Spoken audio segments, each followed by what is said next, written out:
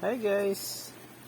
Yan po ang paggagawa ng kokwa o tableya na ginagamit sa champurado. Yan. Gawa po yan sa pinagsama-samang buto ng kakao at giniling para maging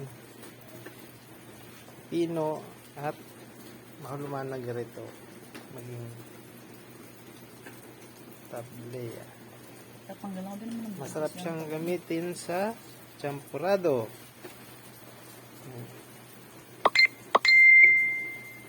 Hi!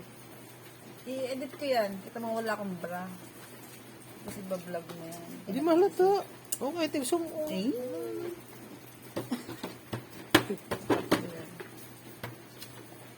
Yan. Kitang-kita. Ito sa Ate Jill ito, walang pre yan. Bado.